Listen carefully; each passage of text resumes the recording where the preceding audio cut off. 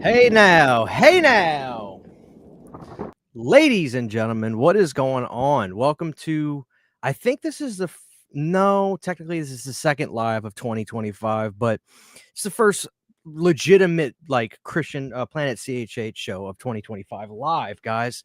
And I still get nervous every time I do these lives. I get those jitters, I guess you could say. I don't get that when I play with my band, everybody. Usually with that, it's just that's a job, right? But it's like this audience is the live stream audience is a deadly audience, right? It's just a deadly audience. But I want to welcome everybody here tonight. I want to have this is an early show for me too. Usually I'm streaming at like 10:30, 11 o'clock at night. But I want to welcome everybody to tonight's show. I hope everybody had a great Christmas. I hope everybody had a great New Year's 2025. I mean, there's no way of saying that without it sounding futuristic. It just sounds futuristic. The fact that 2010 is almost considered, or I would say it's considered vintage now, is absolutely asinine to me, but that's the world we're living in right now. And the last thing I want to show is today I'm drinking a C4 popsicle grape, and I gotta say it's not too grapey. It's actually got a nice kick to it, so I definitely recommend this one. But anyway, ladies and gentlemen, come on in. It's time to do this thing. We are gonna announce our first guest of 2025, and he is the one, the only, my dear friend Pizowell. Piz, welcome to the show. Hey man, thank you for having me. I'm honored to be the first guest of 2025. Wow. It's interesting because time is moving so fast that when I thought about this the other day when I texted you, I said, Piz, we need to do because we kind of do this. I kind of did it out of accident of being like, dude, it's the beginning of the year. Come on the channel. I didn't realize this. I didn't do it last year in 2024, but I felt like I did because of how fast time was going. So when I was like, oh my God, we never did that beginning of the year show where we just catch up and talk and see how our year went and talk about what we're going to, I'm like, God, time is flying. Cause I feel like it was a year ago when we did it. And I remember the trailer for Mutilator had just dropped around that time. So Mutilator 2, that is, it's not that long ago, but yeah. So it's just crazy how fast time's flying by. I mean, with you, just 2024 just seemed like an absolute like blur.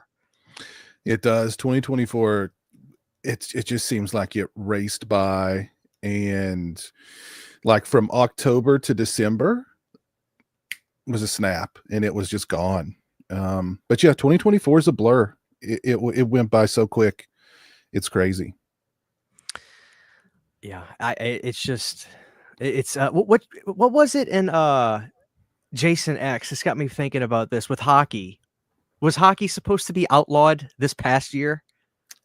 It's funny because I think you're right. Yeah. And I saw something else that made me feel old today. It was from a video game I played many. It was supposed to be a futuristic video game, and somebody posted like, "Oh, by the way, that video game takes place in 2025," and I was like, "Holy crap!" So, the future is now, I guess. So, yeah.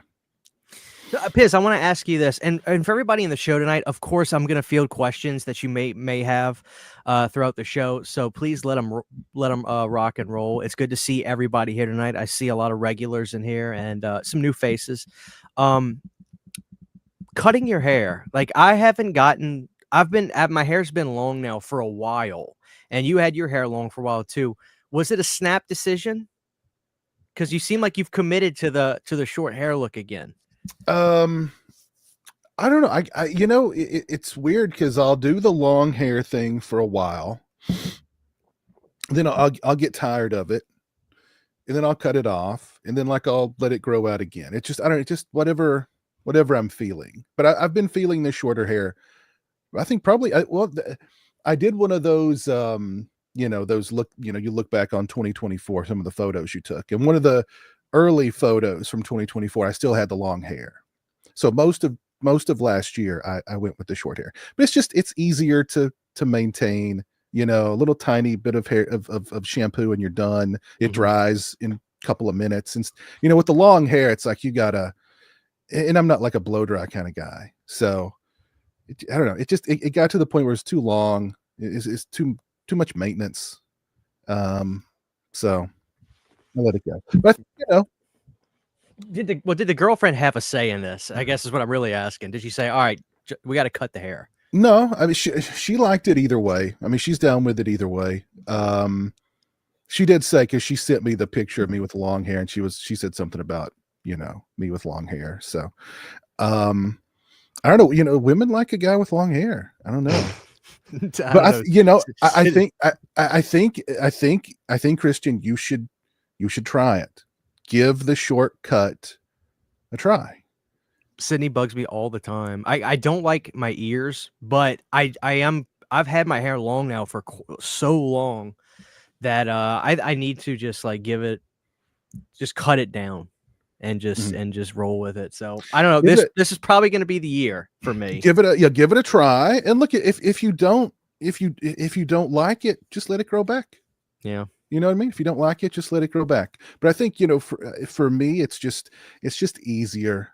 It's just easier. And, the long hair could definitely, the long hair had its drawbacks. Like, you wake up in the morning, you got like a chunk of hair in your mouth, you know what I mean? Or like, the mornings are the worst. Yeah. Yeah. I don't know. There's pros and cons with it.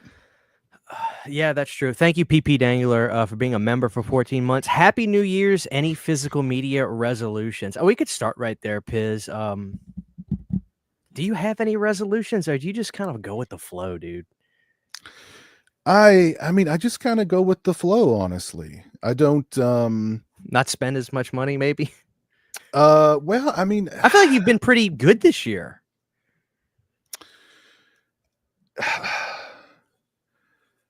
I think, I mean, for me, the issue is space. So I'm trying to be more conservative with the new stuff because of space. So 2020, I think I don't know. There were some big purchases in 2024, physical media related. I mean, but I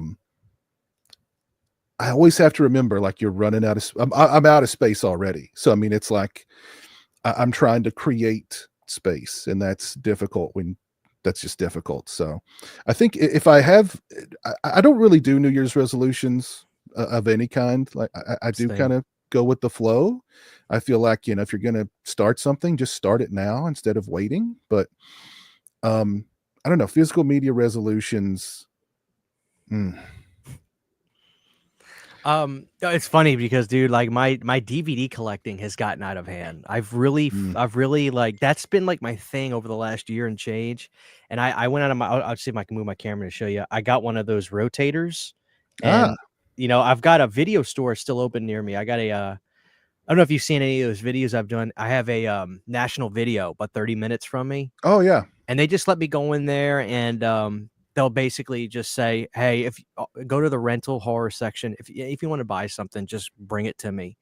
And they've been pretty good about the pricing on that. But the thing that's funny is, when I started doing videos about this place, people, like, I was kind of being a little not secretive about where it was, but it's not exactly hard to figure out where an open video store is in 2024, right? Yeah, and people know I'm from Louisiana. I don't like saying what town I'm from because there's weirdos online, but they figured it out. And then one time I went back in there, and I went to go get Human Centipede 1, I think, they had a Blu-ray or DVD of it.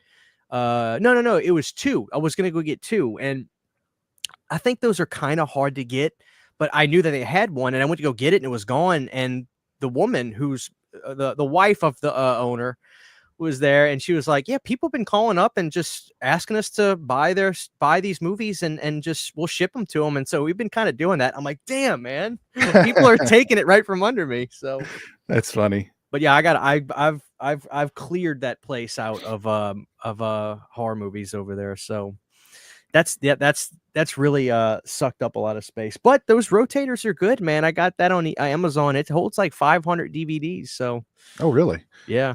I may have to look into. You may have to send me the link to that. I think that might be something to help. I can put the rotator somewhere and just Yeah, it took me about 30 minutes or so to put together, and I mean, it rotates just fine. I mean, you can, if you need to move it, like without pulling movies off, you can just reach from it from the bottom and pull slowly, and you can move it around. But yeah, 500. I mean, it got some movies off the floor. I'll tell you that. I had some in That's cool. boxes, you know. Yeah. Oh yeah, I've got them. I've got stacks. I've got boxes. I've got too much. And like, you know, some stuff you can sell, but I mean, most physical media, unless it's like something that's really out of print, you're not going to get much out of it. Right. And yeah, there's a used bookstore not too far from me. I'll take and trade them in. They don't give you much as far as cash back, but they'll give you, you know, trade in so you can buy other stuff. So, and usually I'll trade in my old, you know, some old DVDs and then use the store credit to buy Jeremy comic books or books. So, oh yeah. Piz, you did a video or two. It wasn't near your town. It might have been in Kentucky.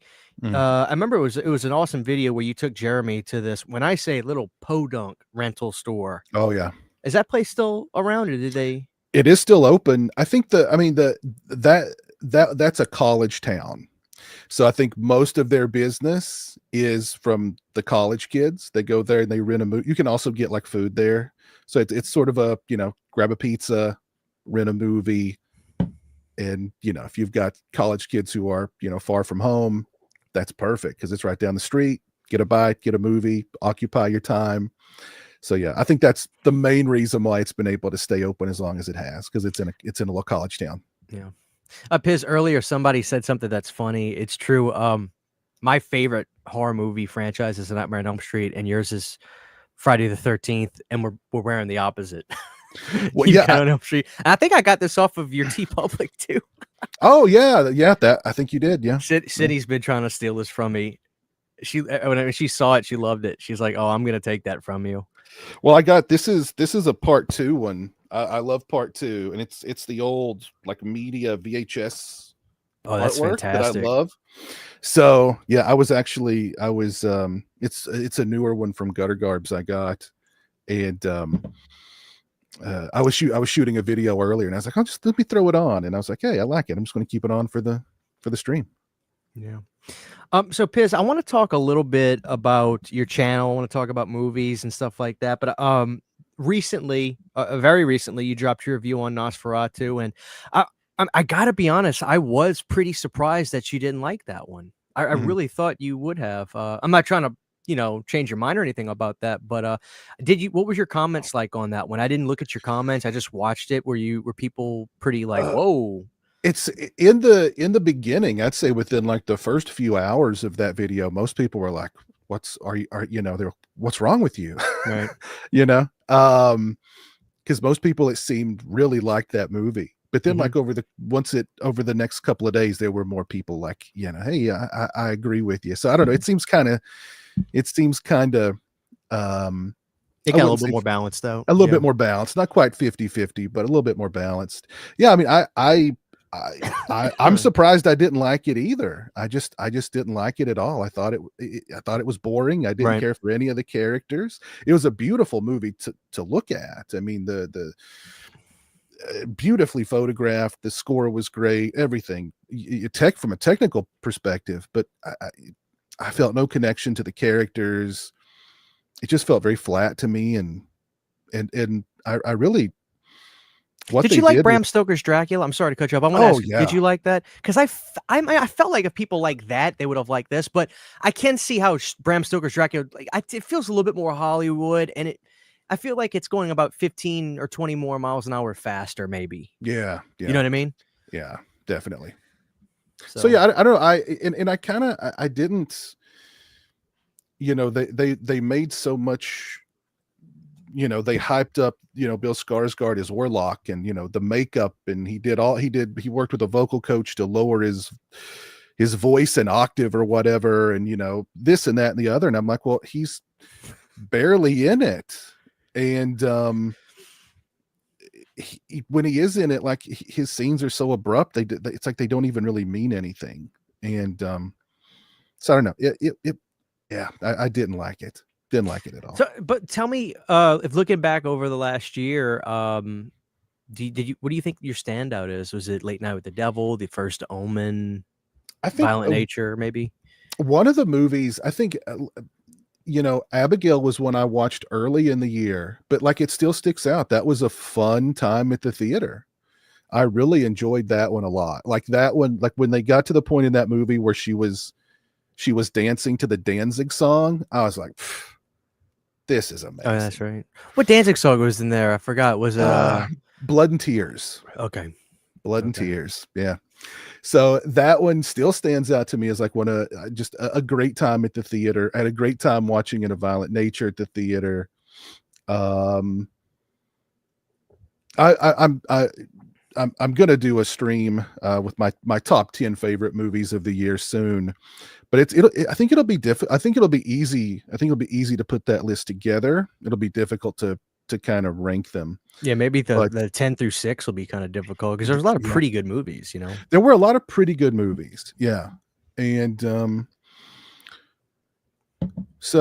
but definitely Abigail, that's one that's just stuck out to me all year. It's like, that was just a fun movie. I had a great time watching it, and it held up over a second viewing. So yeah, I didn't go to the theater to see that, and enough people were like, Christian, I know you like vampire stuff. Just watch it. I'm not into the kid stuff. I didn't really dig Megan that much, but I did enjoy Abigail. Abigail, the great cast, funny, actually funny. You know what I mean?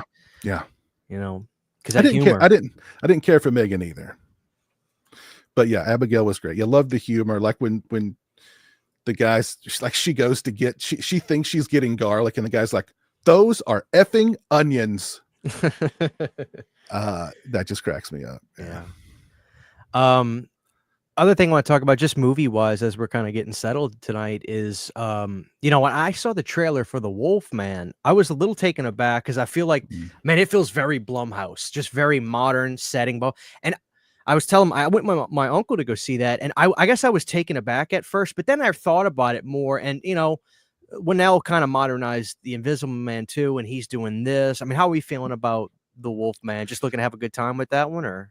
Well, I mean, there's the trailers definitely set off some red flag. We're going to go watch it. It's on the calendar. We're going to go watch it. There's no question about it. He wants to go watch it, but there's definitely some red flags with that trailer. I think, like it's like the werewolfism, lycanthropy, whatever you want to call it, is like it's a disease now instead of a curse. And like even the directors come out and said, like, some people are not going to like the look of the werewolf. Oh God. So like he's already kind of like, just prepare yourself. So I don't know. There's some red flags there. I'm hoping for the best, but we'll see. It definitely, I like the director. I like Lee Winnell. I like the stuff he's done. Mm-hmm. But you're right. The trailer, it definitely looks very Blumhouse-ish, and there's some red flags for sure. Yeah, well, we'll cross that bridge when we get there. But we're going to cross it pretty soon. Yeah, maybe crossing a lot of bridges this year. I'm excited for. I don't know about you. I'm not a huge fan of 28 Days Later. I just can't connect with that one. It's made it look so cheap, and it makes the movie look bad to me. 28 Weeks I think is better, but I can't deny that something about 28 Years Later, dude. I'm kind of on the edge of my seat for it for some reason. I don't know why. It's got this big feel to it. Are you looking forward to that at all? Yeah, I'm looking forward to that one. I liked both. I liked 28 Days Later and 28 Weeks Later. I liked them both. I remember 28 Days Later more than I do 28 Weeks though. Actually saw that one in the theater when it first came out. But yeah, I like them both. The trailer for 28 Years Later sounds or it looks good. So I'll be there. Yeah. And real quick, thank you to all 175 people here tonight to see me and Piz just kind of cut it up. Please drop a like for us tonight, guys. We appreciate it. So Piz, dude, let's kind of get into just you for a second. God, man, you started YouTube in 2009. It's 2025. What is that? 16 years it's going to be this year? Yeah. Jeez. Are you the last man standing? I mean, think about all the guys you started with. Yeah. I mean, it's,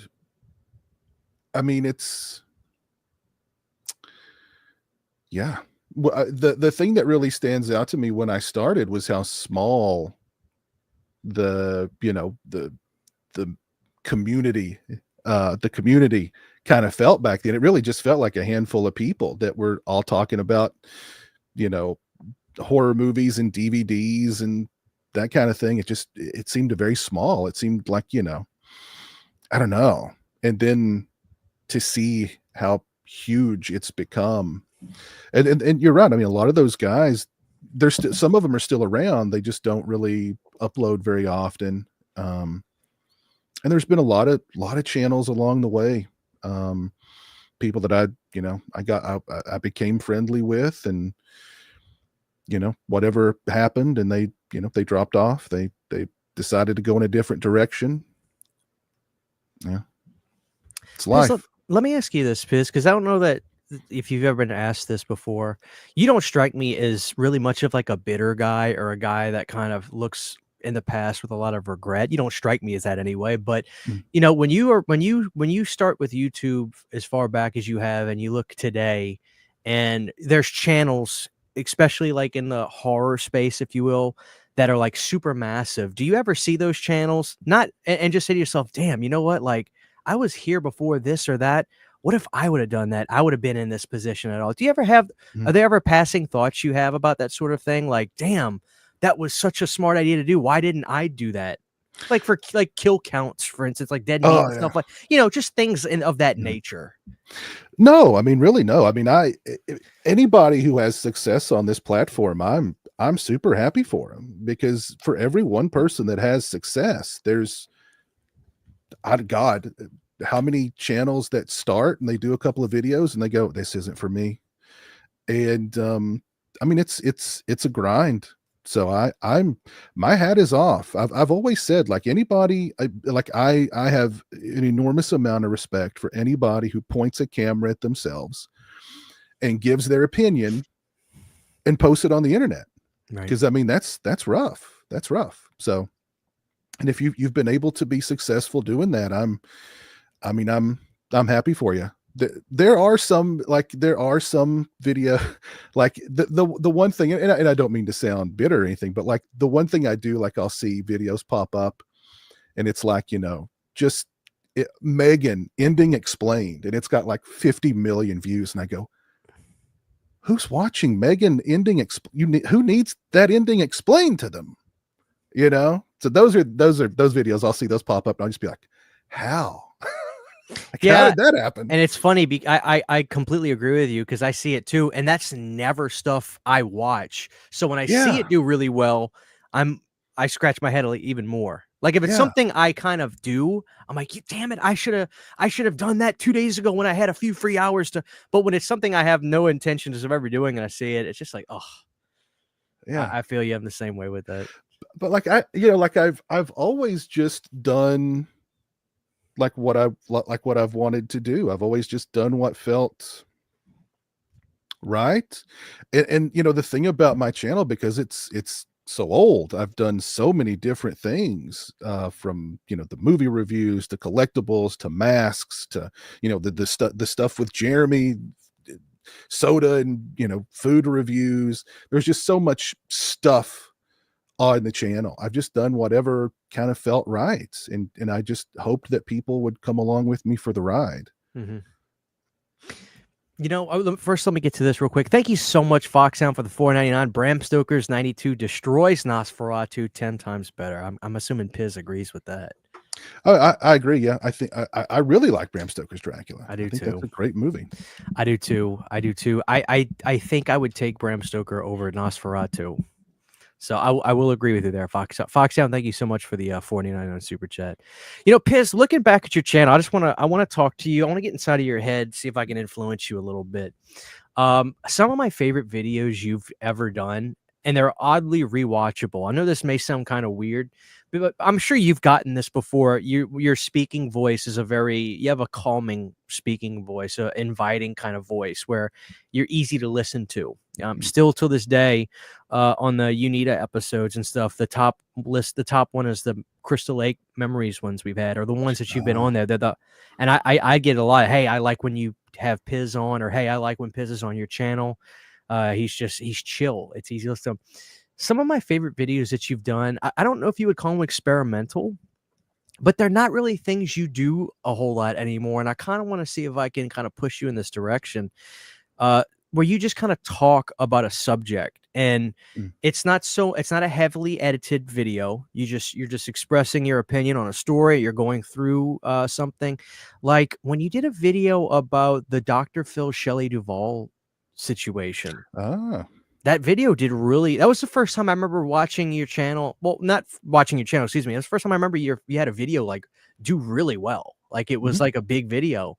And like, what was the inspiration for you to do that? Were you just heavily invested?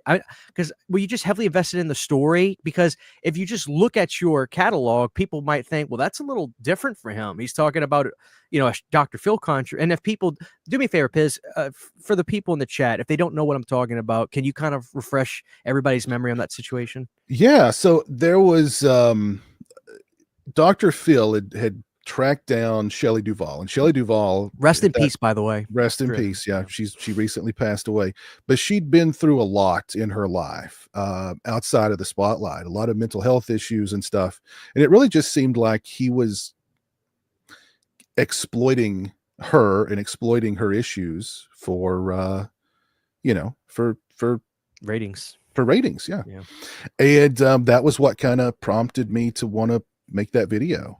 And that's, I think, I mean, I don't remember that video verbatim or anything, but yeah, I just remember being pissed off at Dr. Phil for, you know, for doing that to poor Shelley Duvall. Yeah. And I remember you said something, there was a big fiasco with a GoFundMe that somebody set up. Maybe it was Francis Ford Coppola's wife or something. And the address to the GoFundMe was very peculiar about where the money was going. I do remember that. I don't remember the specifics, but yeah, I do remember. People could watch this video I'm mentioning if they could just type in Shelley Duvall Pizowell, and you'll see the video I'm talking about. But Yeah, I don't remember the specifics, but I do remember there was a shady GoFundMe set up for her, and it was very questionable as to whether any of that money was actually going to her or not. So I wonder what came out about that. I don't know that there was anything public afterwards with that. I don't recall either, to be honest. No, Yeah.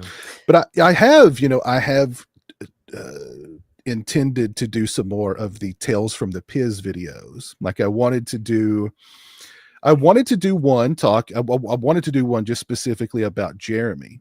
And I wanted to do one about my nightmare, like I forget how many years it was, just my nightmare of having to have satellite internet for several years. I think that one people will find that one kind of funny. Because that satellite, right? The big old dish you used to have in the backyard. Or was that a different? It wasn't a huge dish, but I mean, it was such a nightmare having to have satellite internet for all those years. Good God. And being doing YouTube throughout that time also. My God, that I think I'm gonna let's do that, dude. I'm gonna do that one. That one will be funny, I think. So yeah, I do intend on doing some more of those. I'd planned on doing those earlier, but you know, things get in the way. Yeah. So but yeah, expect some more Tales from the Piz videos coming out soon. Yeah, another video I wanted to kind of talk to you about real quick, just kind of looking back in your archives, was it's funny, man. Like I wasn't really as keyed into keeping up with websites like Bloody Disgusting and Dread Central, et cetera, about news. And you posted a video called R.I.P. Friday the 13th, 2017. And it was all about a TV show that, to my surprise, was this close to start shooting. They made masks for Jason, and you can find the stuff online. And you did a video covering that whole thing. And to me, that's in my opinion, my humble opinion, those kinds of videos where you kind of break it down for the audience and tell the story, that's some of your best work, in my opinion, those stories, because you could tell you're heavily invested in it, and you narrated it so well. And like those kinds of videos, man, and the tales from the story time-esque things like that, man, those are just sensational videos that you were doing. And I noticed over this past maybe 6-7 months, I felt like your uploads were a little more spacious as opposed to maybe in a while. can you? Is it? Are you burnt out? Just busy? What do you think was leading up to that? Well, I always experience a Halloween hangover. And this year's Halloween hangover extended beyond the usual like week or so that they usually go. And I was telling you this or before we went live, I had some issues with my house that needed some repairs, and that's been a complete nightmare. Just work obligations and just kind of not like we talked about 2024 just going by in a blur. Like 2024 was just it just felt like an off year as a whole, kind of for me. So that played into it. I think maybe a little bit of burnout played into it, and just kind of being tired. Just being tired. I mean, you have been at it for 15 years doing Mhm. YouTube. Mm-hmm. Yeah. You never tired enough that you say, okay, I'm just going to kind of stop. It's just, I need to give myself a little breathing room. Yeah. I think that's healthy. I think it's healthy to step, especially when you're talking about social media. It's important, I think, to occasionally disconnect and step back from it.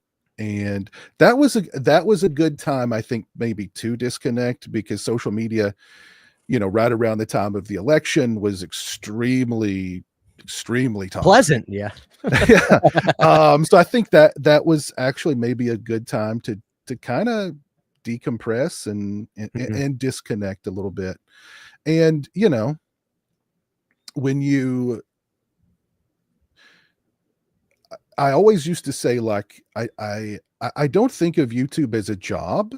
Like, make a little extra money is always great, because that that facilitates, like, a convention trip or two a year, or a couple of new pieces of physical media.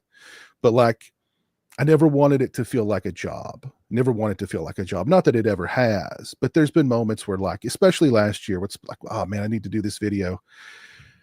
I'll do it tomorrow. You know what I mean? So it's just it was a weird 2024. I'm glad that it's over. Put it that way. Oh, there you have it. Let's get through. Dude Who Loves Movies, $5 super chat. Thank you so much, Cody. What's up, everyone? Don't forget to roundhouse kick the like button. Happy New Year, CHH and Pizowell. Thank you so much, Cody. Thank you, That's Cody. very nice of you. Dude, I want to kind of just, again, I've known you for so long now, and I've watched your channel for so long. I kind of want to just talk to the audience. If anybody in the chat, if for some reason they've only watched Piz, maybe they found you over the last year or so, or a couple of years, I just kind of want to give you your flowers about something that I think you probably as much, if not more than anyone, has gone out of their way to really cultivate a discography, if you will, or just a collection of videos reviewing underground horror and slasher movies. Like, I learned so much about stuff like, I don't know, Memorial Valley Massacre or Berserker, or I felt like you were on this like run from like 2018 to about 2021 of just blitzkrieg low budget slasher reviews from Vinegar Syndrome and Hell High and this and that. And I mean, what do you remember about that time? Were you just like on a mission? Because it seems like if it was a slasher film, Silent Madness, whatever, there was going to be a Pizowell review. I mean, you seemed like you were a machine at the time. Oh, I mean, it's the slasher. I love slashers. That's my go-to. I love them. The more, the cheaper, more obscure and sleazy, the better. And it just so, I mean, like, Vinegar Syndrome was pumping those things out left, right, and center. So I was just like, more. And I like talking about those kinds of movies, because you can be passionate about them.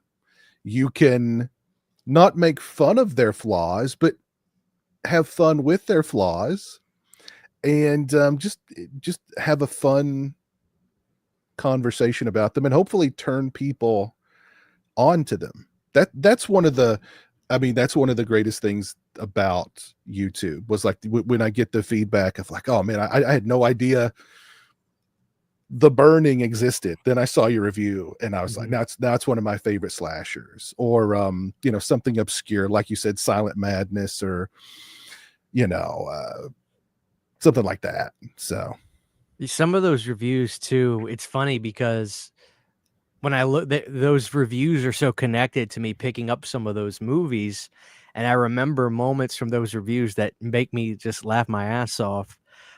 Going back to the Berserk, and I implore people to go watch the Piz's Berserker review when you're describing the campfire song, and you do this vocal performance, and then you distort your face. Like the reviews, I could just like it when I look at these movies, I think, man, Piz is probably, as you're watching the movie, you're probably thinking, what kind of comedy can I implement to this review? And oh, of course. and I feel like that's inspired me in a way where like I kind of enjoy reviewing bad movies. Oh yeah.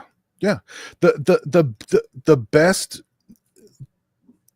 the most fun movies to review are the bad ones, because you can have so much fun talking about them and kind of pointing out how bad they are. The fun bad movies, of course. Yeah. So the easiest ones to review are always like the bad ones or the really good ones, like those ones that are in the middle that are just kind of like to try and, you know, it's like if the filmmakers didn't put any energy into this, how can I put energy into reviewing it? So, but you know, those really good bad ones, those are the funnest. Yeah. Those are the most fun, I should say. And I remember there was a series of videos you did where you were going to Dollar Tree and basically just scooping up, Oh God, you know, yeah. corn sharks and Yeah. you know, Oh yeah. whatever Walmart Leprechaun game, whatever the hell it's called, movies like that. Yeah. I didn't figure that was going to last too long because how much could you, I mean, how much could you truly endure? But Yeah. can you recall a highlight or two from the Dollar Tree era, if you Oh will? geez. A low light would definitely be House Shark. That one was very difficult to get through. That one seemed like it lasted for 3 hours and it was just so bad. And like I had to get out the Dr. McGillicuddy to help get me through it. But yeah, that was the Dollar Tree horror movie challenge, I think, where I would just buy the worst looking horror movies that they had at Dollar Tree for, you know, a couple of bucks, and then like my patrons and channel members would vote for which ones I would watch. And of course, you know, the worst sounding ones always got the most votes. So House Shark, I think, got the most. That's why I saved it for last. And my God, thank God, because if I started with House Shark, I might have just thrown the whole thing out, been like, I can't do this. So, but yeah, that one, geez. What has become of the Dollar Tree movies? Are they in a box somewhere? Are they on the Oh, shelf? Or well, I if you recall, I put a samurai sword through House Shark. you did? Yeah, so I killed House Shark, and the other ones, I don't know. Gosh, that's been a while. I might have took them to the used bookstore and tried to trade them in. And they But said, yeah, no, thanks. probably, yeah, probably. But yeah, no, House Shark is House Shark. He yeah, I had to put that one down. Man, those were some great videos. Yeah, I feel like looking back, there's some fun eras of your channel, and another one that was definitely fun was the and at first I remember because being another YouTuber, whatever you want to call it, I prefer a YouTuber over a content creator. Content creator sounds a little pretentious to me, but being another YouTuber, I remember you started a series called Reviewing Bad Michael Myers Masks, and I remember when I saw the first one you did. In my mind, I was like, I hope that does really good, because obviously that's an investment, you know, when you're going out of your way Oh, to sure. buy these masks. And thankfully they were very successful for you. Mhm. What spawned that? Was it just looking for something to do, or did you somebody say, look how bad this is? What spawned that whole series of the Bad Myers masks? That's a good question. I don't. It might have just been me looking. it might have just been me looking up Michael Myers masks on eBay, like looking for good masks, and then seeing like, wow, there's some really bad looking masks here. And but one good thing about the bad ones, most of them are pretty cheap. So I mean, you can get a bad Michael Myers mask for, you know, $10, maybe $20 at the most. So it wasn't a huge, it was an investment, but I like looking at those things. I knew like this is going to be, it'll be entertaining. So it took off. I mean, I have people begging for more of those, and it's gotten to the point where I'm like, I don't know if there's any left. You know, I think I've done them all. Well, how do you top Freddy Myers or Freddy Voorhees, whoever it was you had? It was a two-for-one mask. Yeah, yeah, it was Freddy Myers. Yeah, I don't know. How do you talk? I don't know. It's like whoever you want to be, you turn sideways one way, and you turn sideways the other way. Exactly. Yeah, yeah. They hit at parties, I guess. But yeah, there. I did one. I did one recently, and I actually found some new bad ones, luckily. And yeah, so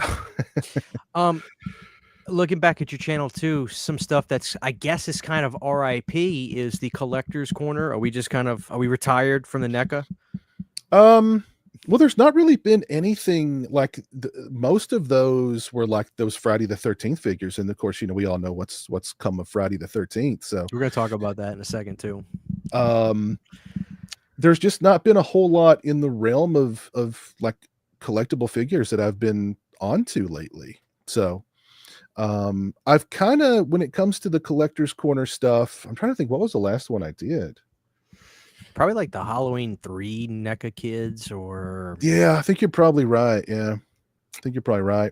It was either, or it might have been the Halloween 3 Mezco ones too. I don't remember. Yeah. It's been a while. There's just not a, and that's another thing. Like I mean, I love those figures. I love displaying them, but that too kind of gets to a point where it's like I'm out of room, you know.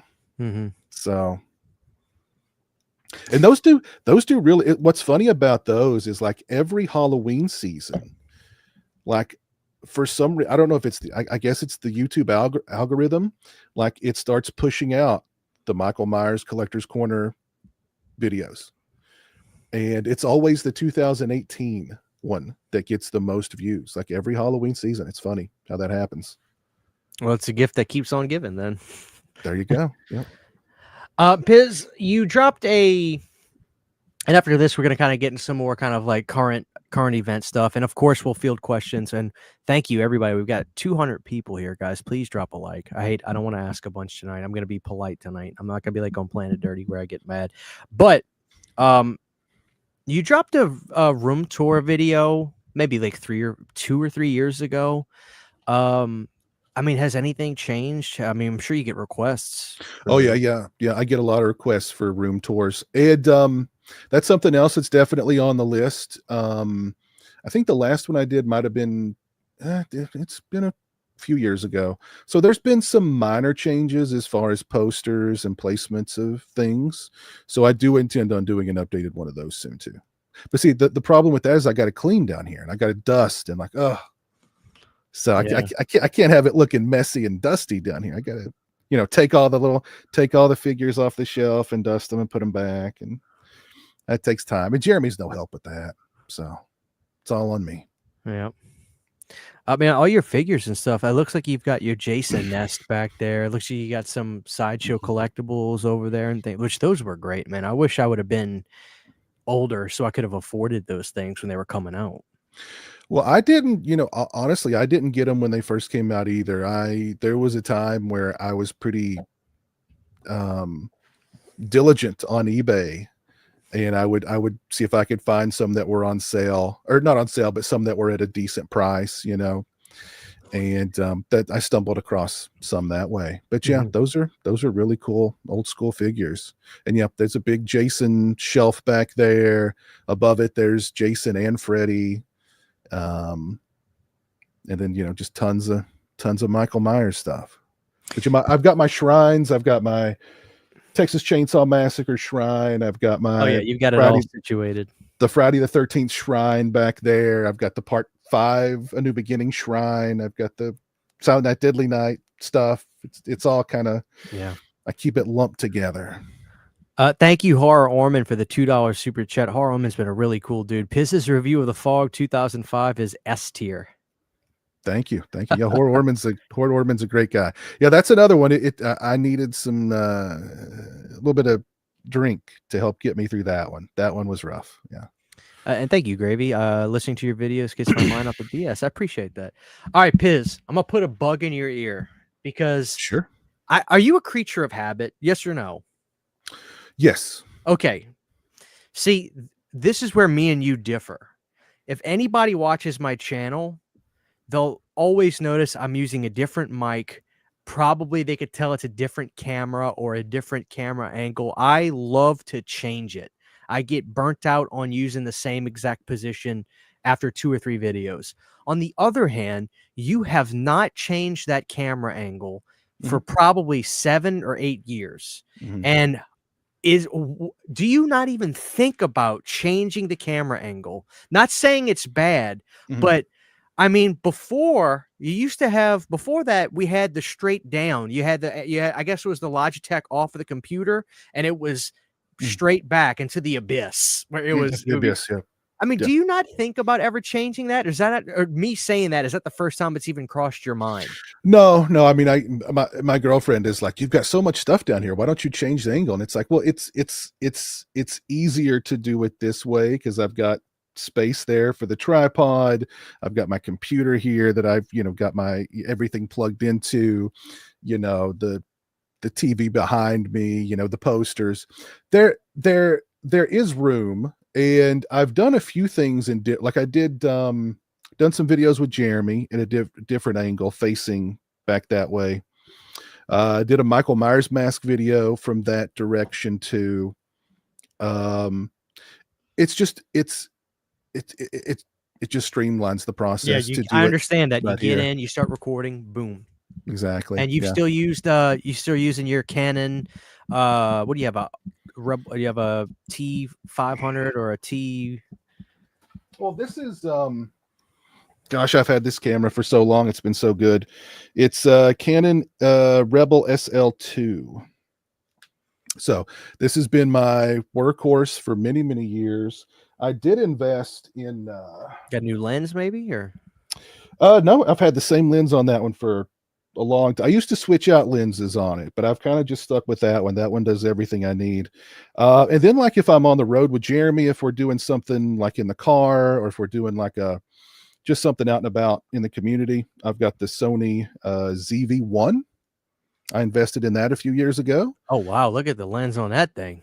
Well, see, well, this is actually a lens attachment. The one downside of this camera is that the lens is, let's see if I can get this off. The lens, like that's the lens. Yeah. Sorry, that comment always gets me. Oh God, that's a great movie. Okay, yeah, but I'm sorry. What were you showing me on the lens? So that is the lens. It's not a great lens that comes with it. Right. So I bought a wide angle lens attachment to put on it. Oh, nice. And this has been a really good. Like if you ever see stuff with me at conventions where I'm shooting footage at the convention, it's always through this. This is a really great quality camera, and because it's so small, I mean it's very mobile. So anything that's out and about is coming through this guy. And you're a PC guy, right? Yeah. Do you are you the kind of guy that will keep the same PC until the last day it can actually function, or are you keeping up with that sort of trend with? That's, I mean, pretty much. Yeah. I mean, I've had this current computer for probably 2 or 3 years at this point. And I mean, like like if you're editing videos, you have to stay current. Yeah. And like in editing videos, it takes up a lot of just the video files, just takes up a lot of space on your hard drive, and just the rendering of the video is very, very CPU intensive. So I mean, you have to have a pretty decent quality computer, and even then, I mean, they can burn out quick. So So we're gonna try to see if we can get you to not experiment this year, but maybe bring back some classics, some story time videos, some tales from the Piz this year. I don't know. I think this is going to be the year of Piz, man. 2014 was a good year. We slowed down a little bit, but we're going to get the wheels rolling again. Yeah, people have asked for File 13 reviews to come back. That was an old series I did many years ago. And who knows, maybe I'll dust off some old, some bad old movie for a File 13. Who knows? We'll see what happens. So Piz, I wanted to maybe just talk a few minutes about this. We lost the servers. The servers were shut down, I believe it was either the 1st or like midnight or whatever, right when the new year started for Friday the 13th, Gun Media. I think people may not remember you were probably a really big fan and player of that game when it was coming out. I mean, it was 2017. And you got to play with Peter Bracke all the time when that game was coming out. Oh yeah, I played with a lot of cool people. I played with Peter Bracke, of course. I played with Michael Felsher a few times. I played with Vincente DeSanti, Justin Beam a couple of times. Yeah, we had a cool little group of people that we played with a lot. And that was that's another video I've always kind of wanted to do, and I thought about doing that recently because they shut down, they shut down the server, so it's finally dead. At least the multiplayer part, right, is finally dead. That was such a fun, yet at the same time, like, could be potentially frustrating as hell game because, like, they released it in not a great state, and it never was quite in a great state whenever it was out, because there was always glitches, there were always bugs, there was always people cheating. I can't tell you how many times playing as Jason, like, I would just be chasing somebody along and literally I'd fall through the map and the game would end. That happened several times.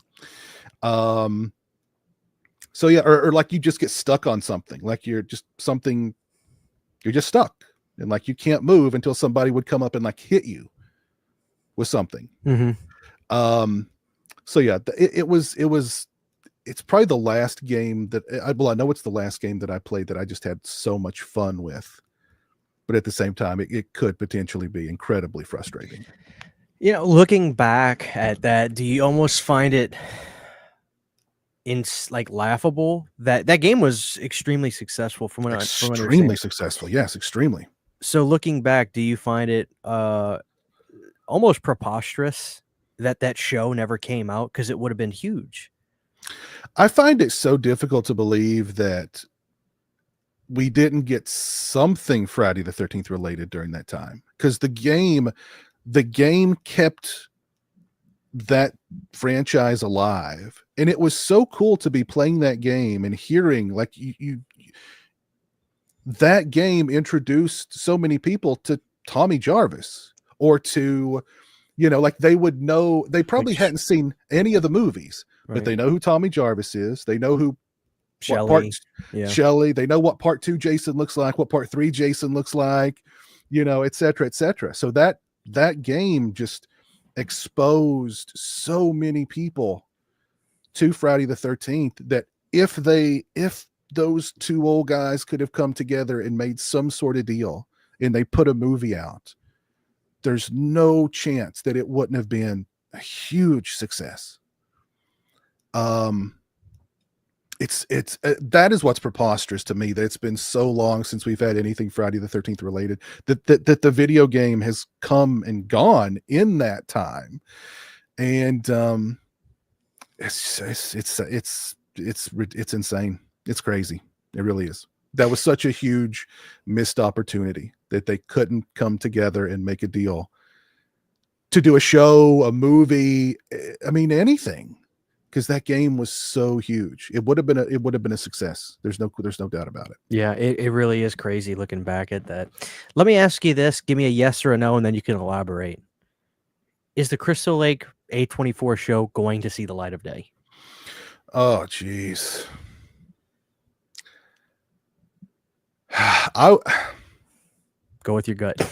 my heart says yes, but my mind says no, because I don't understand. I don't think there's any way you can turn Friday the 13th into a multi-episode series that's going to come on, like from my understanding, from what I heard about the original, before what was the guy's name? He was the showrunner, but he left. Frank Darabont. No, it was, oh damn, I can't think of his name. But his plan was for every season to be like a different part of the movie. So season 1 would be part 1. Season 2 would be part 2. And from what I was told, he had 10 seasons planned out, all the way up to Jason X, Jason in Space. I don't know how that's possible. And we're talking multiple, like I think it was 8 to 10 episodes per season. I don't know how you do that with Friday the 13th. Like, I mean, I love Friday the 13th, but how do you squeeze that much out of it and keep it Friday the 13th and not turn it into something that it's not? So Brian Fuller, yeah, JG Michael mentioned it in the chat. Brian Fuller, okay. Yeah. So that's what I was told. That was what he had envisioned, and he had seasons already written. They dumped millions of dollars into the series already, and that money's just gone. They had sets built, they had locations, they had the whole 9 yards. Back to the drawing board. So I don't know. I don't know. My heart says yes, because I would like to see it happen, but at the same time, my mind says no, because like it's just going to be another Friday the 13th failure, just something else that doesn't happen. And I don't think, if you're a fan of the series, you'll take the show, right? You'll take it because it's something, but it's not what you want. We want a movie. Give us a movie. You know what I mean? Like, don't give us what we don't want. Give us what we want, which is a movie.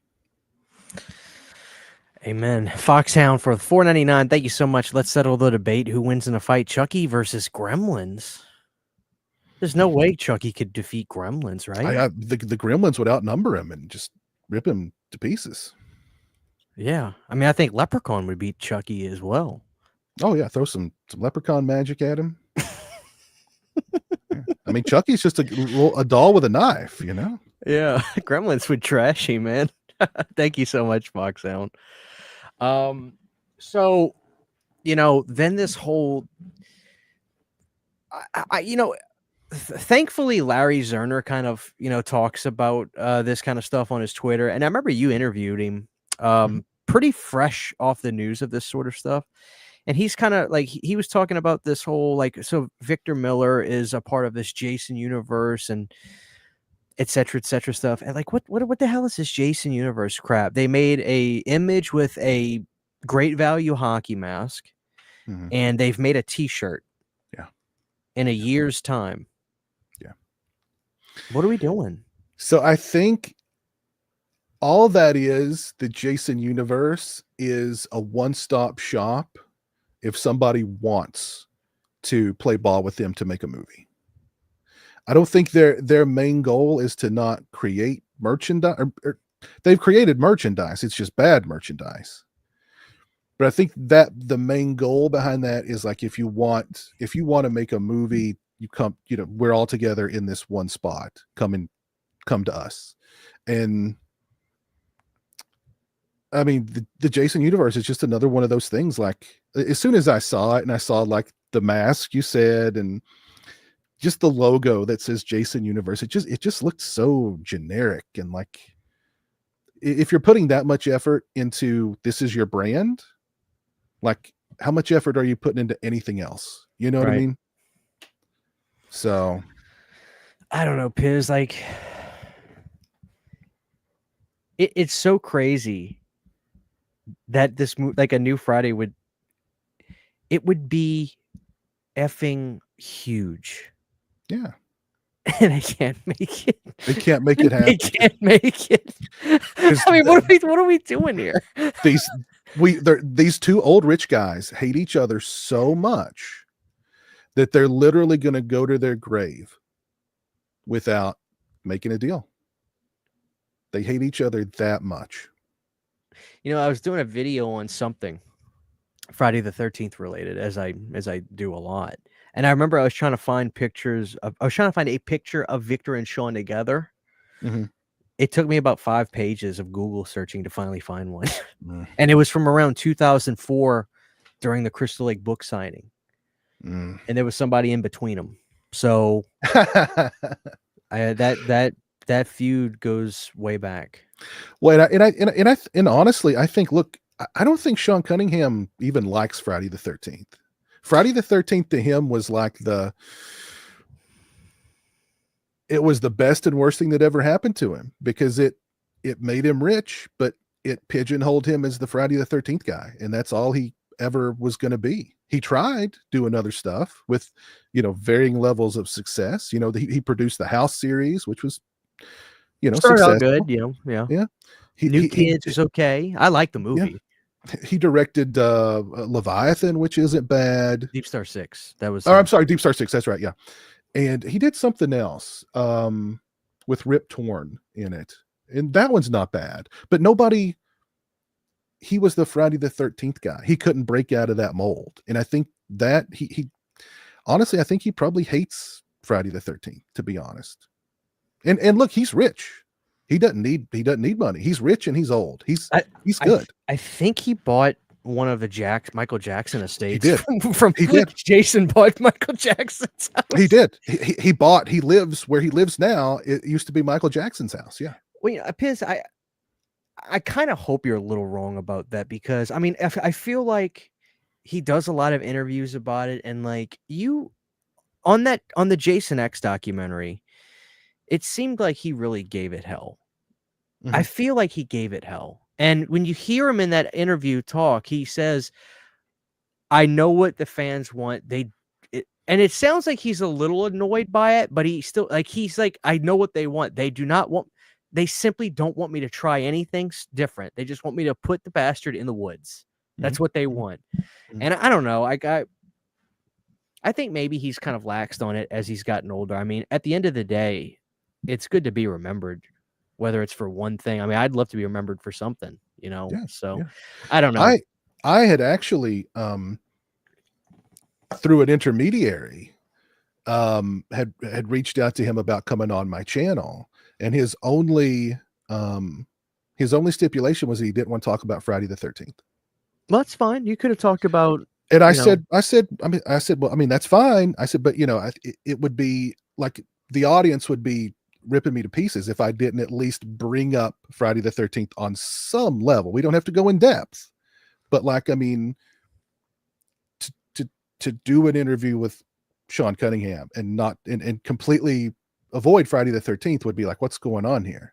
Right. But yeah, that does make sense. Yeah. So it never happened. What about Victor? You ever thought about? I think he would be down for it. And at this point, well, because you've had Larry Zerner on, you've had some Friday related people. Mm-hmm.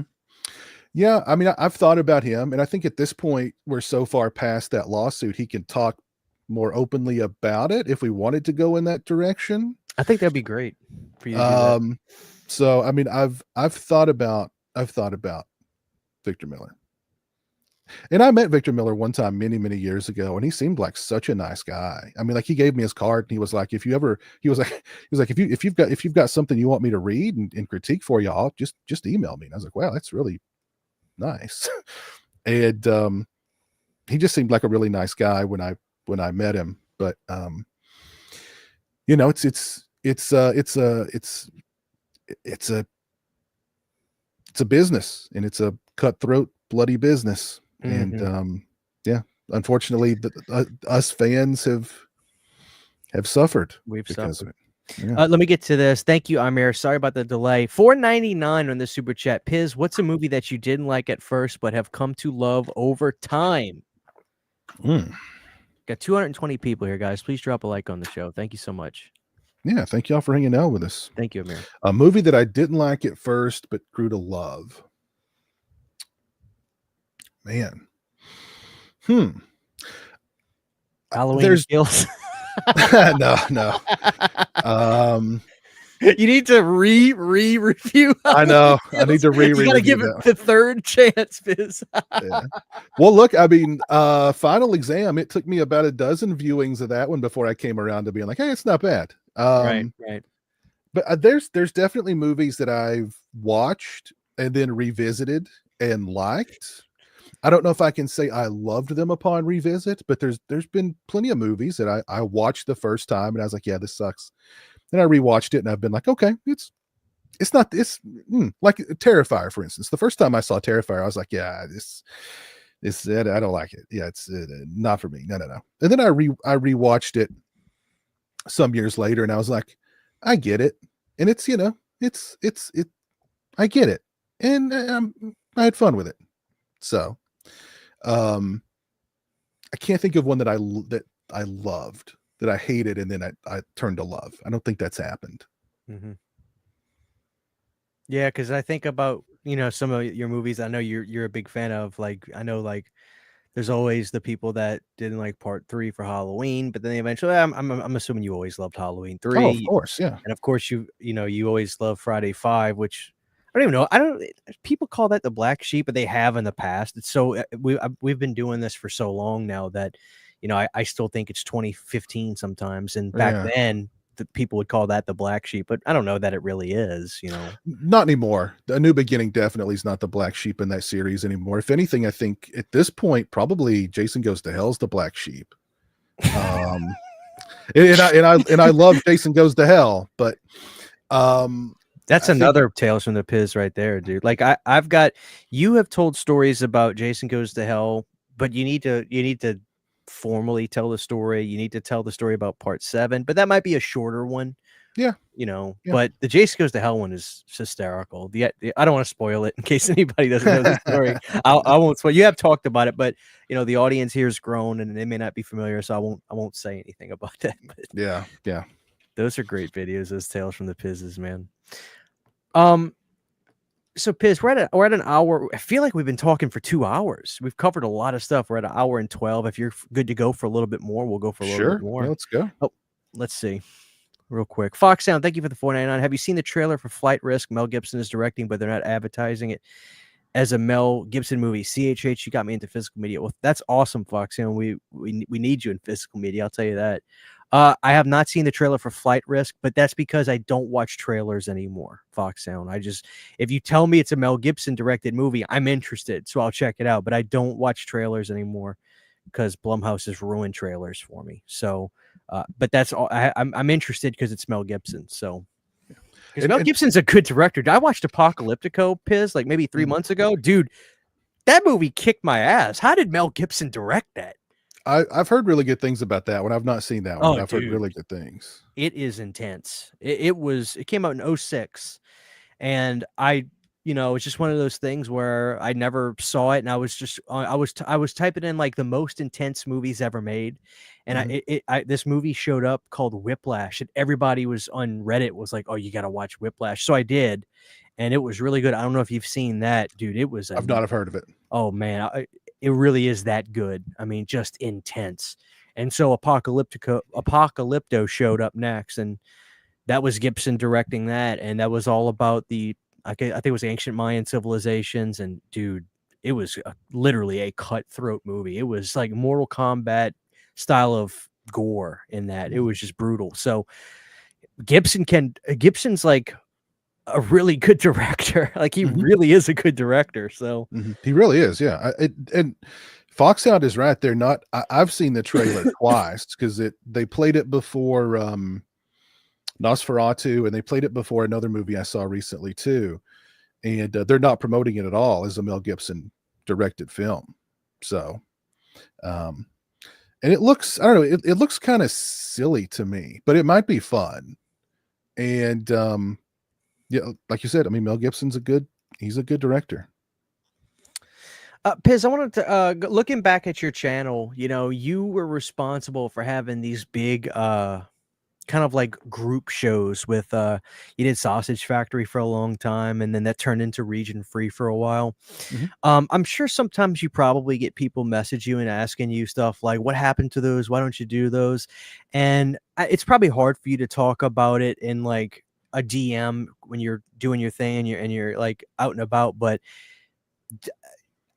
I don't know that you've ever gotten to really talk about this before live. Like, can you kind of tell people like the time it takes and the amount of effort it takes to wrangle people and so because that's really what happened, right? I mean, it's not like Mhm. there was ever any drama or you had a problem with Oh, no. anybody. It was nothing like that. It was just like you probably got burnt out, and then it was just like, I need to just I have enough. You go, you know what I'm saying? Like, you just I got to do my thing for a while because I Mhm. don't know if people still ask you about Region Free or Sausage Factory anymore because There's it's been a while. some do, yeah, some do. Yeah, I mean, like, the Sausage Factory lasted for God, like, I don't know, it lasted for a long time. Um, and I love like, some of those episodes we did, like, are some of the best laughs of my life, with those guys. But, yeah, I mean, it gets to the point where it's like, I don't know if there's anything left to talk about, and, it's something I think a lot of people don't understand about when you do YouTube, um, is when you're doing YouTube or any kind of social media, you're taking time away from other things. It really is it's time. Mhm. It's yeah. So like, those shows and I love them, but it got to the point where I was like, oh, I've got other things I need to do. Like I want to focus more on my channel. And I can have those guys come on my channel whenever, or I can go on their channel whenever, but like doing the weekly thing every week it's too much. And like you said, wrangling people together, trying to come up with topics to talk about, you know, it's a lot of time, it's a lot of effort. And not that it wasn't rewarding, it was, but I think it just came to the point where I was like, I think it's ran its course. And then we switched over from Sausage Factory to Region Free. And those episodes were great. And I kind of felt like I didn't want to do anymore. And they asked if they could go on without me, and I gave them my blessing, even though they really didn't need it. And it's still going today. So, There but were some fun times. oh yeah, it's some great fun times. Yeah, and no hard feelings to any of those people, because I mean the Sausage Factory, again, that was many years, and we had so many different It's such a awesome pre-PC name too. yeah. The shirts were hysterical. Yeah. It's a bunch of hot dogs. Mhm. Yeah. Dude, why don't you bust out one of the Sausage Factory tees? Just don't make a thing about it. Just like when the next time you're reviewing a Blu-ray, just wear the shirt. Don't say anything about it. Don't make a thing up. Just wear the shirt and see if people say, "What the hell is that?" Well, I've thought about doing something Sausage Factory related, and I reached out to some of the guys about doing something Sausage Factory related. So something may happen in the future for all those hardcore old school Sausage Factory fans out there. So we'll see. Oh man, that's great. So guys, we're gonna hang out for just a few more minutes. If anybody has anything they want to ask Piz, please ask away. Obviously, I can't get to everyone. You don't have to super chat, but if you do, obviously that becomes a priority, and I'll get to that question the quickest. But oh, here we go. Horror House Online. Thank you so much. Hey, CHH and Piz, $9.99 super chat. I need both of your perspectives on Nightmare Weekend. If you haven't seen it, just Google Nightmare Weekend puppet. I assume you would be sold. Let me see here. Yeah. Nightmare Weekend puppet. Thank you for the $9.99, by the way. Oh Lord, what the heck? Oh, I've I've seen Nightmare Weekend a long time ago. I don't even remember that puppet. I think I might have had some drinks when I rented that from the video store many moons ago. But I think it's I may actually have the I don't 'cause think I've seen this, Piz. I I feel like I would think own it, but I think Vinegar Syndrome put out a Blu-ray not long ago. I'm pretty sure I've got it. I just haven't cracked it open yet. But yeah, Vinegar Syndrome definitely put it out. I don't own this one, Piz. I've never seen this one. I don't remember much about. I really don't remember anything about it. Not even that puppet reminded me much about it. Oh man. Have you watched any Freddy's Nightmare since it was put on Plex last year? Oh, you probably watched those back in the day a little bit. Oh right? yeah. I mean, I've seen them all. I didn't watch any since they've been put on Plex. I am hoping that they'll be included on this box set that's supposed to be coming out this year. I think that'd be great. Yeah. Yeah, throw a DVD on there with, because you don't need a Blu-ray for those, just a good standard DVD. Throw it on there and let those episodes have a new life. I remember 2 years ago, it was like some German release. They announced they were going to have a Freddy's Nightmares Blu-ray and DVD, and the Blu-ray got scrapped. And I think it quietly came out on DVD, but people really weren't that thrilled about that. I never saw anybody import that, but I mean, just saying it out loud sounds like an over-the-top thing for them to do, but they did include a couple episodes in that 2011 Blu-ray box set. Piz, it's funny because if you would have told me that the majority of Elm Street films, possibly all of them, because we don't know if the remake's going to be in this box set, but if it is, Elm Street will have beaten Halloween and Friday the 13th on 4K. That's just nuts to think about. Yeah. I mean, that's pretty nuts. Yeah. Well, there's rumors of a Friday the 13th. I don't know if it's going to be a box set, but that the other Friday the 13th movies will be coming out this year in 4K too. Well, you did see what Adam Marcus said. I remember me and you talked about that briefly, where he not only said, "Yeah, Arrow's doing it," but they were trying to get a rough cut of like the Snyder cut of Jason Goes to Hell with the Creighton dude. And people were messaging me about this, Piz. I feel like you were like me in this sense. People were like, "Yeah, but I guarantee you the Adam Marcus cut's terrible." And I'm like, who cares? This is Friday the 13th history. Like, who cares if it sucks? Don't you want to see what makes Creighton Duke tick?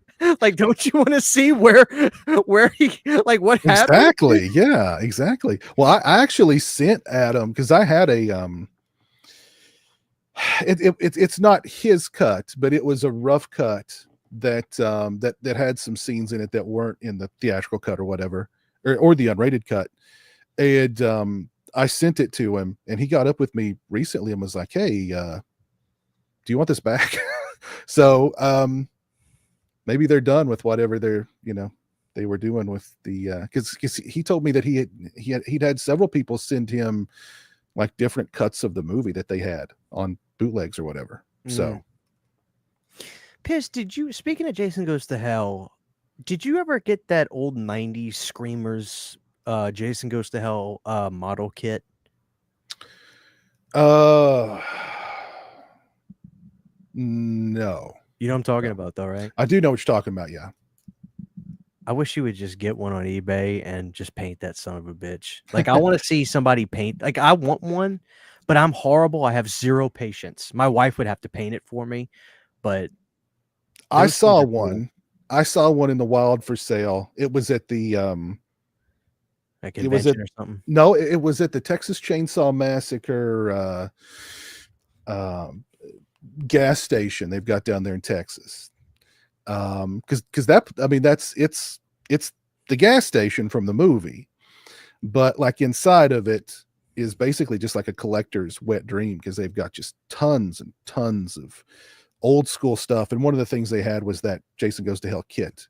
And I think I looked at it really hard, but it was pricey, so I passed on it. But you can go there and eat a bowl of chili in the action. And I did. Chili? I got the chili and a Dr. Pepper to wash it down at the Chainsaw Massacre gas station in Texas.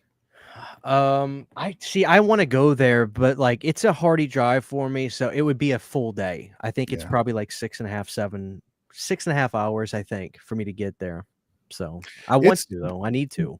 What's good about those locations, though, you can hit them all in one day, because you've got the house, which is now like a restaurant and a bar.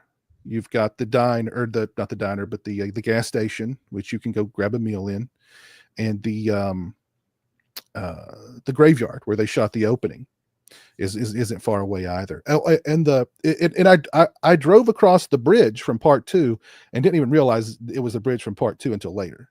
So like all that stuff is. Was it a smaller bridge than it feels in the movie? Or? Yes, yeah, it's a smaller bridge than it feels in the movie. Yeah. Because in the movie they make that bridge look like it's about 20 miles long. Yeah, because it seemed they were driving. You know, really quick, Piz, before we get to this question right here, and I believe we have a super chat. Did you hear Tom Savini say at a convention recently, Sony is putting out an uncut version of Night of the Living Dead 1990? I mean, talk about exciting there. Yeah, I think that's great. I would definitely pick that up.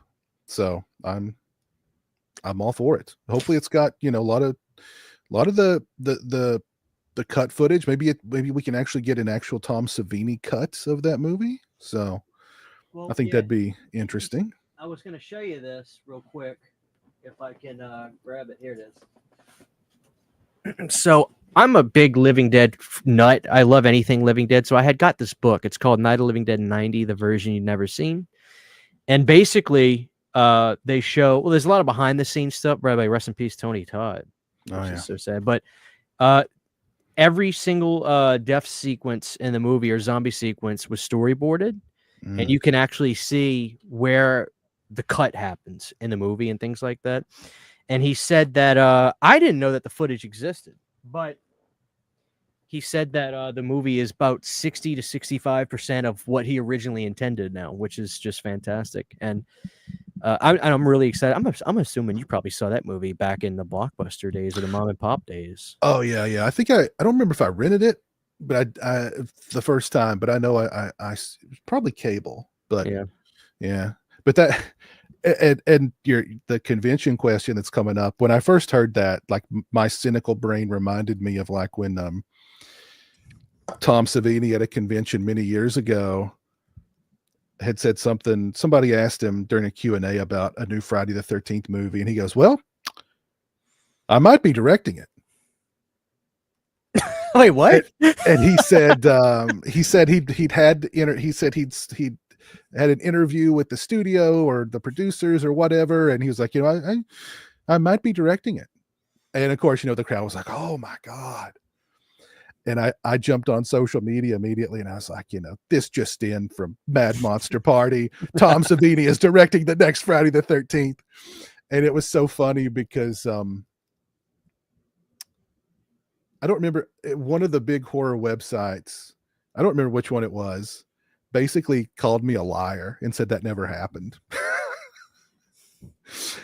Exactly. Yeah. Jeez. I don't remember if it was Dread Central or Bloody Disgusting or which one, but they were like, "Yeah, he's lying. That never happened." So, and I'm assuming you didn't video this when he said it. No. But he got the crowd stirred up, that's for sure. I wonder if he kind of spoke. Obviously, he spoke too soon, but I wonder if he spoke about it before they were like, "Hey, keep it quiet, don't say anything," sort of thing. Because nobody really knew about this Night of the Living Dead thing, really, besides Michael Felcher just saying he was working on a new release of the movie. But we just assumed it was like, okay, a 4K release. But he's just like, "Oh yeah, we're making it uncut. Oh yeah, I'm changing the intro of the movie. Oh yeah, I'm doing this, I'm doing that." So like, he's just.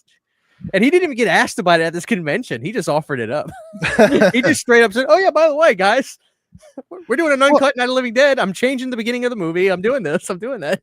Well, I hope this comes true. I would like to see more of it, and I really like Night of the Living Dead 1990. I like the changes that they made to the original for the 91. I think is really good. So I mean, I would like to see kind of more of his vision of it, because of course the rumors were that he'd gotten in over his head, and Romero had to come in and ghost direct a bunch of it, yada yada yada. So. Yeah, well, if you read Russo's book, which everybody has an opinion about Russo, to me, I like Russo.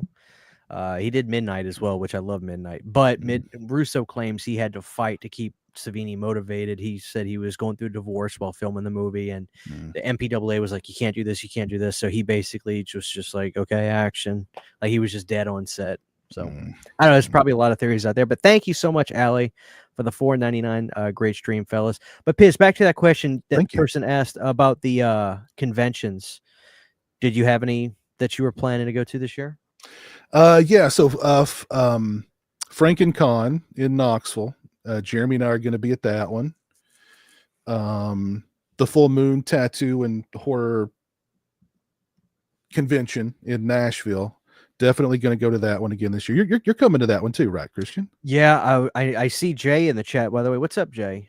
Me and Jay went to Marilyn Manson last year. We had a great time. But yes, I told Jay, I think I'm done with Texas Frightmare for now. It's just I'd rather go and hang out with my friends as opposed to going and buying shirts from Paul Bearer Press like I do every year.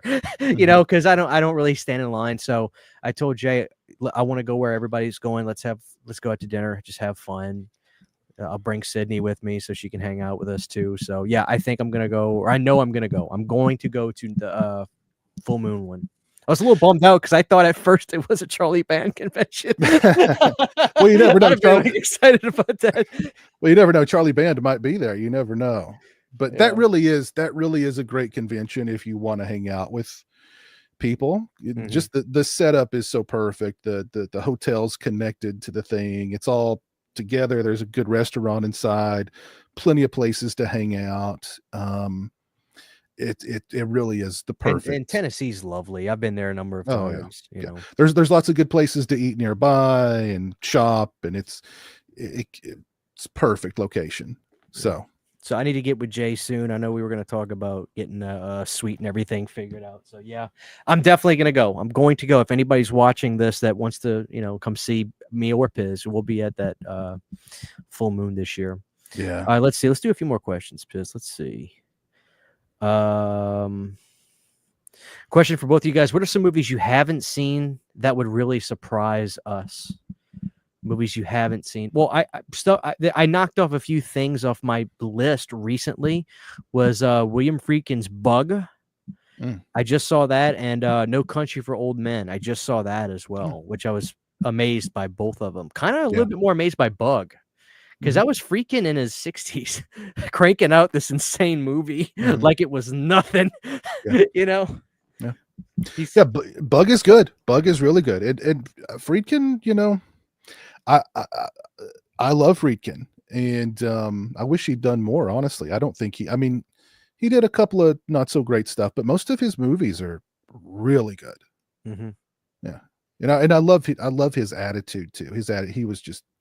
He no F's given from that guy. I don't give a fuck what Al Pacino thinks. Exactly. And I've always heard that clip out of context, meaning that's all I hear about the clip. It had something to do with cruising. Yeah, it had something to do with cruising. And Rolling donut. That's what it was. The rolling donut. Yeah. So it's so funny, Piz. I think it was on a review. I can't remember if it was my video review or whoever's it was about Exorcist Believer, but the comment literally made me laugh my ass off. The comment was, "Thank God William Friedkin's dead and didn't have to see this." I think that might have been me. I know. I think I said that myself a couple of times. Or actually, I think it'd been great if he had been alive to see it, because he would have absolutely eviscerated it. Yes, he would have crucified it. It would have been funny to see his response to Exorcist the beginning, or Exorcist that one too. But yeah, ugh. Piz, it was interesting to watch it because I didn't realize he was 87 or 88 at the time. When he did it, might have been about 85, excuse me, mid 80s at least. There was this not Netflix, Shutter documentary called damn it, what was it called? It was a conversation basically with William Friedkin where he talked about The Exorcist, and he really got like, it was almost a psychological profile on William Friedkin because he was really talking about like whether he even believed in this sort of stuff, how he wanted to attack it, why he didn't want to stray away from the just intense visual stuff with the crucifix. And like, it was I don't know if you've seen that. I forget the name of it, but it came out around like 2019 or something. It was fascinating. I don't know if I have. It was amazing. And it was like he was in his mid 80s at that point, and it was just so bizarre to me because like he looked so healthy, and he just died a couple years ago, and I don't know. It's like when you're that talented, you can be an asshole. Oh yeah. You know what I mean? Yeah. Like Dave Mustaine is a jerk, but the dude can play guitar. So it's just like if you can back it up that well, it's like, okay, be an asshole. Yeah. I Dave Mustaine's got some great. My favorite Dave Mustaine interview where he's like, somebody asked him about Lars, and he's like, Lars and I are good. We're good. We're good. We're friends. We're good. We're good. He's an awful drummer, though. Ask any drummer. Ask any good drummer. They'll tell you he's an awful drummer. He's not a good drummer. It's like, oh, but we're friends. Oh man, great stuff. Let's see what we got. Let's see. Any word on From Dusk Till Dawn 4K, Weston? I have no idea. Nothing. Heard a thing about that. We kind of scroll up a little bit and see. Boner Lee, great name right there. Looks like a Rob Zombie character from one of his movies. What are you guys' thoughts on the 4K format with some of these movies? I think it makes special effects look worse. I thought the same thing when Blu-ray came out, but I adapted. You want to go ahead on that? I love the 4K format because if it's a movie that you love, you want to see it in the best possible quality, and 4K is the best possible quality. Not every movie is going to benefit from 4K. Not every movie benefited from Blu-ray, to be honest. Heck, there were probably some movies that didn't benefit from DVD. Like the more you brighten these movies up and make them clearer, the more you see the strings attached, or you see the little things that they didn't want you to see. So yeah, there's some movies that don't. They under the scrutiny of high definition, they don't hold up. But I love the 4K format because it's the best one we've got going. And if it's a movie I love, I want to see it in the best possible quality.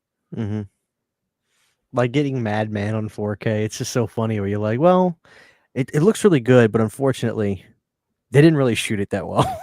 Yeah. It's so funny. There's a lot of it that's out of focus. Exactly. Yeah. Because like you didn't notice that when you rented it on VHS. I don't know if I even noticed that when I saw it on DVD, but like when you see it on Blu-ray and especially on 4K, you're like, damn, most of this movie's out of focus. Like how did they not notice that? God, it's funny stuff. Steve Meyer says, question, takeaway from the Return of the Living Dead trailer, Xmas with Tarman. Did you watch that trailer? I did a live reaction during a stream not long ago, and I was just like, well, that was that. I guess that's something. Yeah. I mean, did you see Kill Her Goats? I did. I mean, it's just like it's not good. It's not funny bad, right? I mean, it's seriously just like it's I don't know if I finished it. And it takes for me to not finish a movie, that's I'll sit through just about anything. But like if I get to the point where I'm like I'm just done, I think that says a lot. And I didn't make it all the way through Killer Goats. It's got Kane. How'd they get they had to have just paid him. Right? I guess they just yeah. I mean, it's weird to see, Return of the Living Dead being made by the same guy that did Kill Her Goats, but I don't know, because we may be entering. There's going to be a time in this lifetime where Necropolis and Rave to the Grave are going to be considered good movies by comparison. If this is going to be done by the Killer Goats guy, and that is a world I'm not sure I want to live in, That because that's that's a crossing a barrier that we're not supposed to cross. that's a really messed up world. I know. Yeah. Toronto Freddy, what's up, dude? He says John Carpenter is a jerk. I met him once, unfortunately, but it isn't like that's interesting because he's kind of like the lovable jerk. I thought. I mean, maybe just don't ask him about. I don't know if he asked him about Halloween. Did you ever meet John? Yeah, you've met John Oh yeah, Carpenter, yeah. I've met him. Yeah, but he I've met was him. he wasn't one for conversation. I don't think. Right? No, definitely not one for conversation. And I think he's another one of those guys. Like, I mean, look, he's no F's given. He knows his standing in the. He knows we all love him, and it's like an abusive relationship. He knows you're going to come back, even if he's mean to you. He directed The Thing in Halloween, for God's sake. You can, but no, he's like Friedkin in a sense that he doesn't give an F, and he's made it to the point in his life.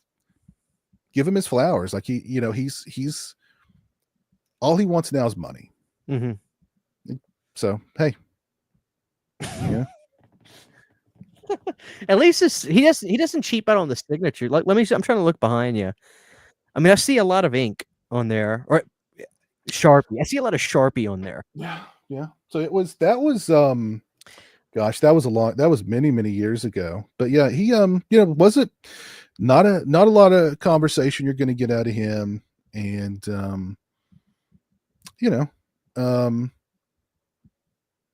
I mean that's just who he is. That's just who he is.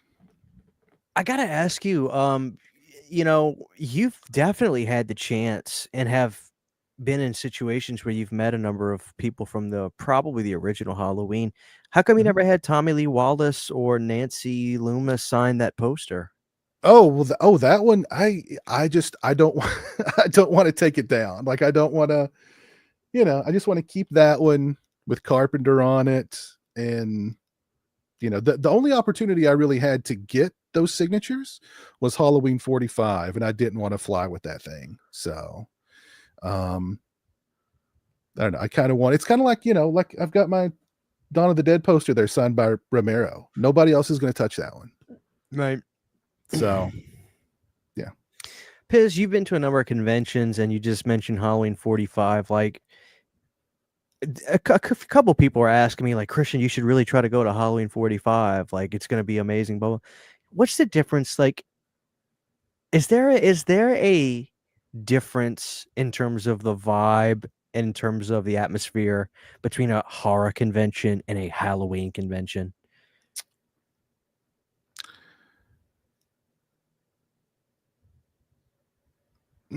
That's a good. You have to. I think you have to keep in mind, like, that whole trip for me was such a surreal experience. So yeah, for me, it was a completely different vibe because I'd never flown before, so that was a brand new experience. I'd never been that far west before. I'd never been in California, so that was a whole new experience. Just everything about that trip was like a whole new experience. So I think, and that was strictly Halloween.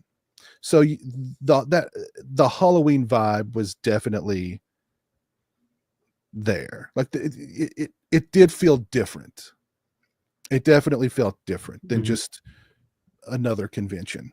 But there's a lot of other factors there for me too. Yeah. Well, like, what kind of, like, if you can remember, what kind of, like, booths were there besides Halloween actors? Was there like, were there your pallbearer presses or cavity colors in there and things like that? Oh yeah. There were a lot of, there were the usual kind of vendors that you would see at horror conventions. The people selling shirts and people selling figures and this and that, and but there were a lot of the like Fright Rags was there. A lot of those the bigger name kind of people were there. Fright Rags was there. Let's see who else was there. It was an event. It was an event convention. So that's how they treated it. Let me ask you this. What was the most common shirt? Because obviously everybody's wearing a Halloween shirt, right? Did you wear a Halloween shirt, like, at the convention? I wore Halloween shirts every day. Okay. Yeah. What was the most common shirt you saw? Was Was it one of the Walmart tees that you could get? I really don't remember. I remember everybody was wearing a Halloween shirt. That's for sure. I think I did rock 2 Halloween 6 shirts because I wanted to give Halloween 6 its due there. And I kind of had a feeling there's probably not going to be a lot of people wearing Halloween 6 shirts. So I did wear 2 Halloween 6 shirts there. I just remember, I mean, it was all Halloween. That's all I really remember. And but there were a couple. Now that you mention it, yeah, there were a couple of those Walmart Halloween shirts I noticed. Which, hey, that's no, not hating. It's just like it's so easily accessible to get so those. easily accessible to get those, and they're a lot cheaper than your fright rags and your gutter garbs of the world. So, I think if they do H50, like. I know we're talking years from now, really, but I think what's up, Ann? That's the pumpkin man, guys. If y'all ever want a custom pumpkin, go to Ann. He's super talented. Go follow him. Have to go to H50. Yeah. His work is really good. Yeah, 40 and 45 are so much fun to hit the locations. Yeah, I want to go out there and just do it. I probably will. I was told that 50 will probably happen. Yeah, I mean, after that, everybody's gonna be dead. I hate to sound morbid. Yeah. Well, I mean that was a big reason why I wanted to do 45 because I was like some of these. If I want to meet these people, now's probably the time. So that was a big reason for me doing 45. Yeah. But I did. I was. The topic of H50 came up when I was having a conversation with Sean Clark, and he was like, I told everybody I wasn't going to do another one after 45, but there might be a 50. So, and you've talked about that publicly. There was an incident where Sean was being Sean basically on a show a long time ago, and it caused not really a problem, but like it wasn't cool, and you and Sean met up. Well, you saw Sean at the convention, you talked to him, and he was just like, dude, I'm sorry. And you guys were cool. And just that's that, right? I mean, you've talked about that publicly. At least I know you posted about it. So it's not like it's a secret that you and him are cool. Yeah. Yeah. So, yeah, I mean, I give Sean credit for how the situation was handled. Cause I approached him at a Horror Hound event to share with him my feelings about the things he said, and he could have easily just been like, security, get this guy away from me, or he could have been like, yeah, I don't know you, I didn't say that, screw you. But I mean, he was very apologetic about it, and I said, look, you don't have to apologize to me, but some of the things you said about that I linked to my brother, I do take issue with. And he said, look, I had no idea you had a brother with autism. For that, I do apologize. And there was even a point where, because I was like next in line to meet Alicia Weir, Abigail. And he was like, look, take care of this and I'll come around and I'll meet you afterwards. And I was kind of thinking like, yeah, no, you won't.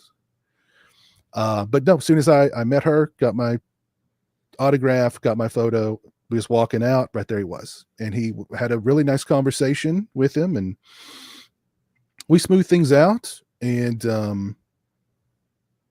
yeah, so I mean, I really respect how he handled that situation. He manned up, he was apologetic, and he explained, like he said, and even he said, look, man, I'm an asshole.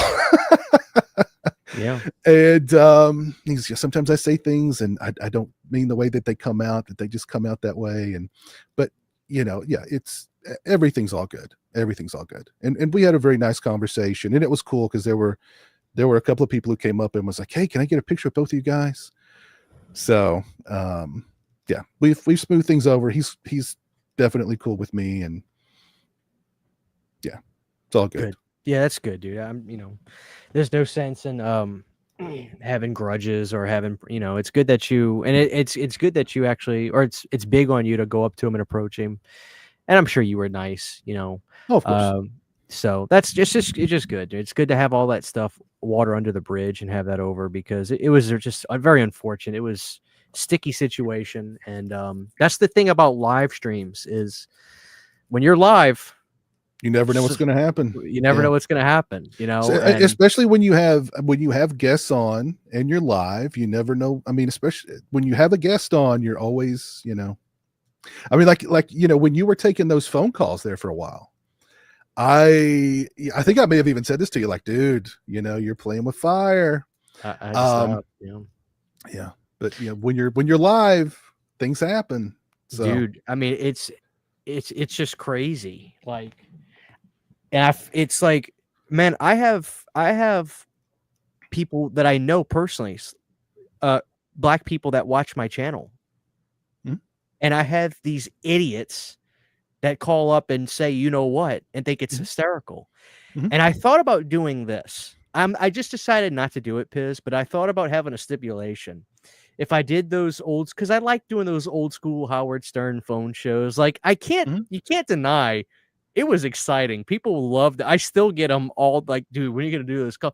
I thought about this, but I thought it's playing with fire. I said, I'll take your call. If you say anything remotely stupid, I'm just going to say your number on the show and everybody's going to bombard you. And I thought, you know what? That's messy. Even though they deserve it, I said it's just better. It's just better. That's an old whatchamacallit reference to what's his name? That I forget his name. Bill O'Reilly. O'Reilly. But yeah, I just decided, you know what? I can't. People are they can't be adults. Yeah. You know, but we had some fun. I had some fun times on those, and I had some great callers come in, and you know, it is what it is. You know, it is. People ruin everything, dude. I know. That's just how it goes. So listen, Piz, dude, I'm excited for 2025. I'm excited for your videos. I really want to see some classic series come back. I'm hoping maybe this show gives you a little bit of gas in the tank to do some more Tales from the Piz and maybe some more low-key slasher, because I feel like the last time you did like one of those low-key slasher movies was like some weird-ass movie with a blue DVD case and some ugly clown on the front. Yeah. And I was like, man, this feels like a classic Pizowell review. That's a great one. Yeah. So love that movie. But is there anything you want to let people know about that you know have coming up on the show, or just anything you want to say to the 200 people we have here tonight? I mean, geez, just thanks for tuning in and hanging out with us tonight. I think that's you know, spending time with us. Definitely appreciate that. And yeah, I mean, a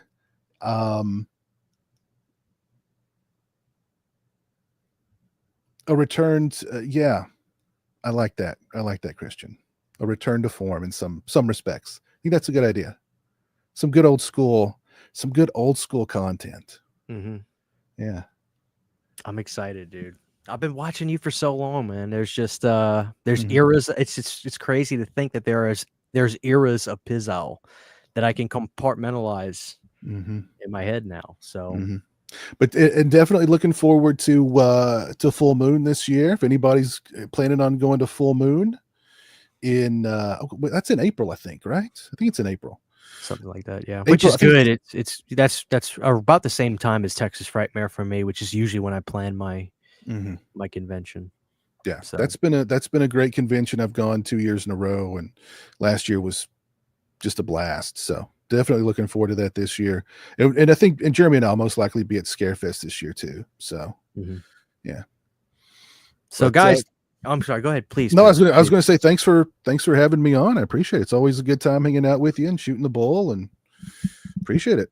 Yeah, man. It's just nice to, you know, I say this literally all the time, but you know, you were definitely my inspiration for doing YouTube, and you know, it just feels good to finally start getting, I say a little bit of ahead, man.